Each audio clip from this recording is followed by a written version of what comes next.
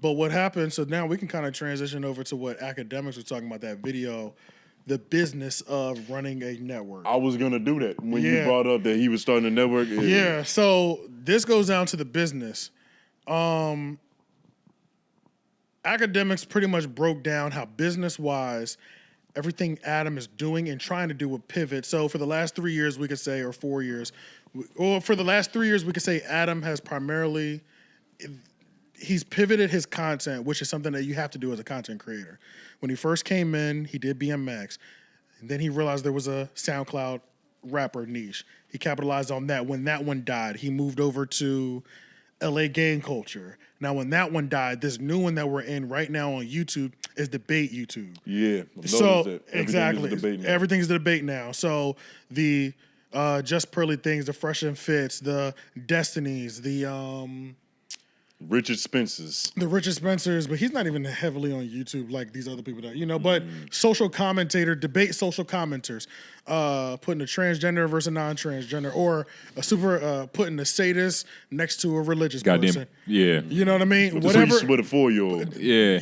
Like all the Jubilee videos, you know what I'm saying? They were kind of ahead of the curve on that, but with their middle ground show anyway.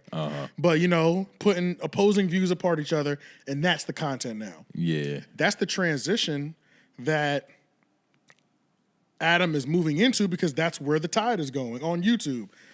AD and them were able to prosper, I think, a lot because the temperature on YouTube was gang culture. And they were a part of that. And they were a part of that. They're in the mecca of that. They were the mecca of that in LA. Yeah. So everybody around the world was tuning in, and it was good. So now that era is phasing out and you're phasing in, you have to, as a boss or as an owner of a network, have to look at your personalities and say, can they make that transition to the next stage, to the next form of content that we need to go to?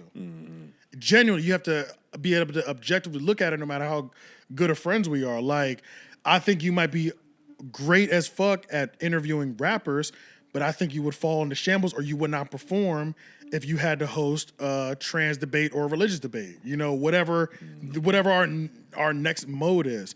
So being an owner of a network yourself, what do you do in that situation? So number one, like when how he was talking about the whole shit with AD where it wasn't making no money. That was a little bit of cap, but that was the truth too. So academics talked about that too. He's saying that, and even Adam exposed how much they generally make. So these live streams and the YouTube avenues and AdSense and shit like that, everybody knows the numbers aren't that high, right? So Adam said that he would roughly get $2,500 if the video didn't get any demonetization or restricted ads. He would get $1,500 to $2,500 for one episode, right? And all the episodes on that network on their shows were starting to average around 175 to 250. No, I'd say 150 to 180,000 views every week. And so you could be getting anywhere from $1,500 to $2,500. Then you also have to pay the people. But that number has gone down. That's the number currently. So before, that might have paid you $5,000. Now paying all of my personalities $500 a piece ain't that bad, because I'm still, as the owner, able to walk away with at least 3, and I broke off two racks or whatever. But if I'm in the hole with the people sitting on the couch at 2 racks, and the video only does $1,800, now I'm paying out of pocket just to keep y'all doing a show that could, at the end of the day, on dollars and cents, be losing me money. No pun intended. Yeah, literally. Yeah. So academics was saying, I can't be mad at somebody for trying to transition their business model, and that makes complete sense to me too.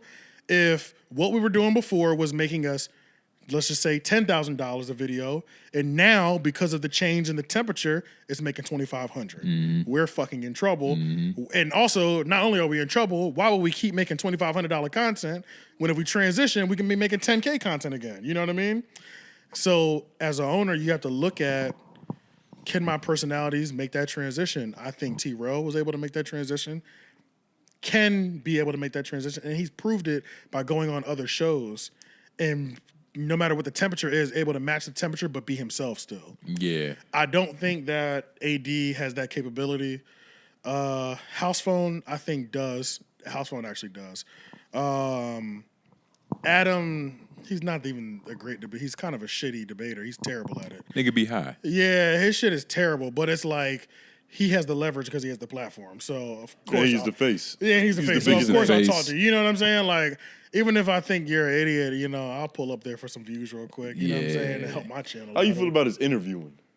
I think his capabilities. I think his interviewing is decent. I liked his. I kind of like his style. I didn't like the gang culture era, just because I didn't like that when somebody like 𝙬𝔦𝔐𝔓𝔦𝔑 would go up there, who's a fucking streamer, never told us he was hood one day of his life. You keep asking him about Brooklyn drill rappers, nigga. You know how many questions you can ask 𝙬𝔦𝔦𝔐𝔓 right now? Yeah. Why are you asking him about the?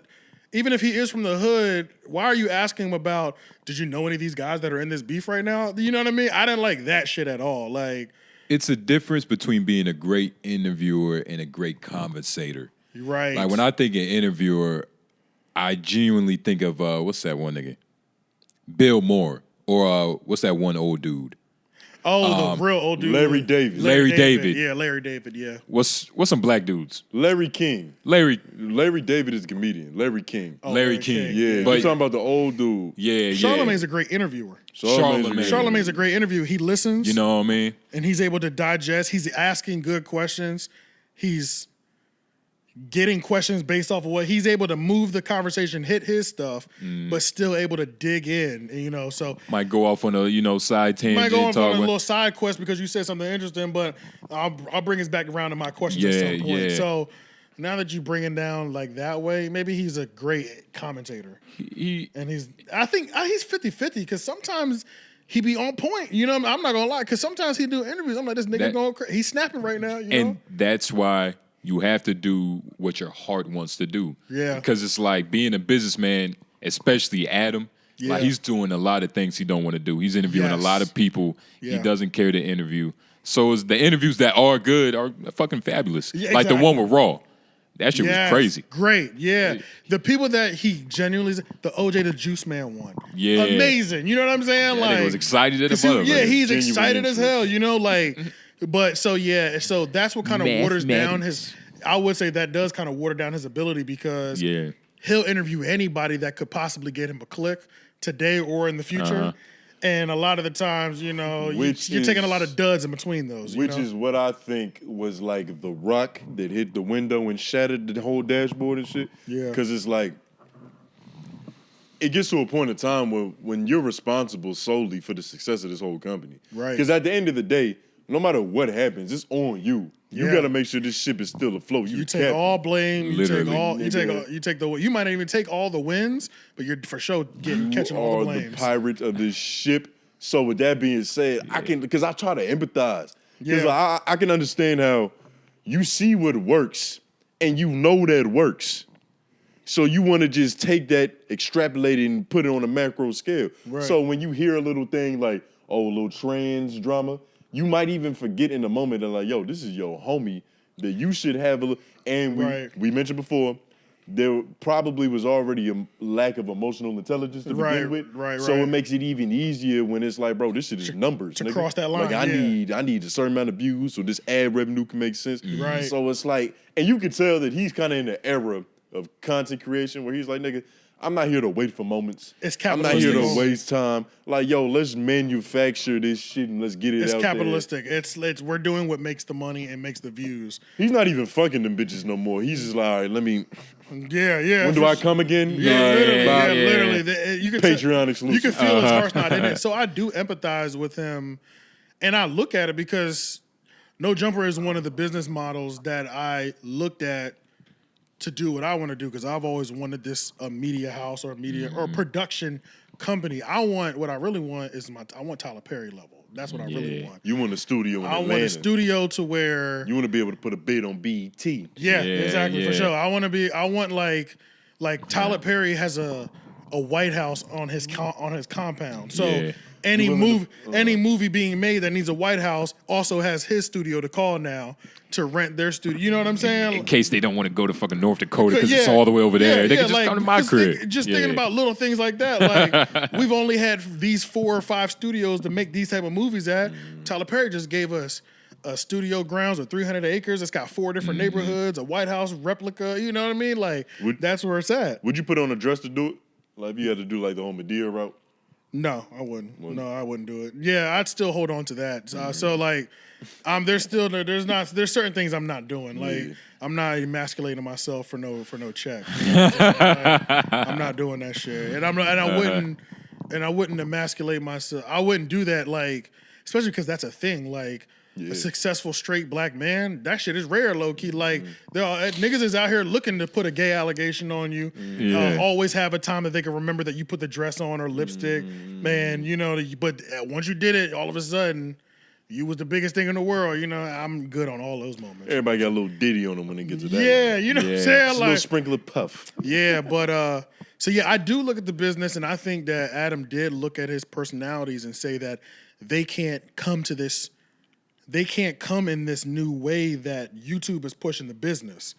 And I think just as somebody who's also trying to do the same thing, that's one of the things that was always the hardest for even the 3 Oak podcast is I've been patient as fuck because I only want people around that I can have that conversation with, that I know can make those changes. You know what I'm saying? It's like, which is why I fucked with y'all so early, because it's just like, after watching enough and seeing enough, I'm like, if we had the conversation where we're like, if one day I'm like, look, nigga, we might need to focus on debating for the next 90 days just to see, because shit seems to be shaking. Y'all be able to make that transition, still be yourself, which is even more important in it, but be able to capitalize off of this new business way, because at the end of the day, we love what we do, but niggas need to be. America is capitalist. It's capitalism, so we need to go where the money's at too. You know I want to do a debate show. Yeah. That's all I've ever done my whole life is debate. Niggas get on I get on people's nerves. Well, I'm glad because we can try to help put something together or create something, because I've always hated debating. I don't like that shit. I was gonna fuck around and just be a lawyer because I was like, all right, I like debating. Like, let me just I need a job. Yeah, and so we can find. Gotta pay my bills. I'm not a huge debater. I'll facilitate a debate, but I don't want to be in the debate. Me personally. Yeah. You got to be able to try new things, be able to fail. Yeah. And like, if you're only good when you're comfortable, you gotta be able to learn too. You're not good. You gotta be able to learn. Yeah. That's another big thing. Like, AD was one of those people who used to proudly say, I don't like interviewing people and I don't want to interview people. He knew his strengths. Yeah, but at the same time, that needs to be one of your strengths. Even if it doesn't need to be one of your strengths, it needs to be something you do. There's no reason that you were on. If you want to be great. If you want to be great. If you want to be great, if you want to be legendary, there's something you can worry about. Because there's honestly no reason that AD was on No Jumper for 3 years, and there's not one instance of him interviewing somebody where he had the lead mic as the interviewer. He's been the assist, he's been the B and the C mic in plenty of interviews, but like, you got to be able to. You should have used that time to practice, to put your reps in. Because now that you're on your own, you're gonna need to do a little bit of everything, brother. It's like a lot of people only want to be comfortable. Nobody wants to go out their comfort zone. Nobody wants to be uncomfortable. Yeah, it's like that's. Like, I only want to be uncomfortable. You know what I'm saying? Like, like you said, you have to be able to be wrong. Yeah. And like to take that and be okay with that. Yeah. You feel me? And know how to learn or realize something's not your strength. You need to be self-aware. Yeah. And it's like, so yeah, business-wise, as savage as it is, I know there's a huge weight lifted off Adam's shoulder because business-wise, this thing might be losing me money. And these people that did happen to leave, a lot of them also couldn't transition into this new business that is where the dollars are at. And a lot of the times, even if I can't have that conversation with you, that makes it even worse. Yeah. There's one thing that I can, that if I have the conversation with you, you think I'm joking and you're gonna continue to do what you do and not actually take what I didn't take the time out to tell you for fun. I'm telling you something for real, you know what I mean? So it seemed like him and Adam had moments where he feels like he's been trying to tell AD.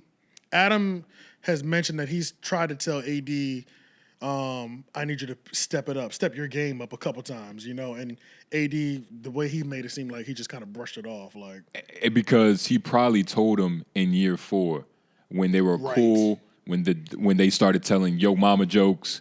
So it was soft then. Yeah. It's like, nigga, fuck out of here. Or a year, I was too. on here for 2 years not doing shit. Yeah, fuck out of here with all this critique now. Yeah. The first month, he should have been like, nah, we're going to get you an interview. You know. He should have told him. Yeah. Forced him. Yeah, forced him to do it. You feel me? Like, I don't know. But at the same time, I think it's fine that he can't. Because, not everybody play that role. Like, you're not going to go to Shaq and be like, hey, nigga, you need to dribble better. Like, nigga, I'm Shaq. Like, this is what I do down here. Right. You do what you do over there. But at the same that point, time, Shaq could have learned how to shoot a free throw. And to that point, Shaq wasn't always dunking and shit. Like, he told a story about how, like, his dad smacked him in the middle of a game. And, like, he just got mad and started dunking. Yeah, because he was soft. But I think, But you get the point. Like, Shaq he was friendly. That wasn't always part of his arsenal. Shaq was trying to lay it up. Right. Yeah. Like, that shit's crazy. Yeah, that Until is he crazy. got out his comfort zone, became the diesel nigga. Yeah, You know what I mean? The man of steel. How do y'all feel about the new faces of No Jumper? They got the bootleg Kev nigga up there. Well, I don't think bootleg Kev is actually a personality. Word, I saw him do a podcast. He just filled in because that was the next day. Yeah, it was the next day after everybody quit. So the nigga, somebody got to be. The on nigga it. literally Adam would have been there by himself if he didn't call somebody. Who is that black dude? Because I had just discovered him like a few days ago when I was like looking at like some new up and coming podcasts and shit. Yeah, his name is Courtney, and he just moved out there to do content with him. To do content. Yeah. He said all of that firing and stuff happened 3 hours after he got off the airplane, because he got off the airplane and came straight to the office. 3 hours later, that was when Adam fired Lush.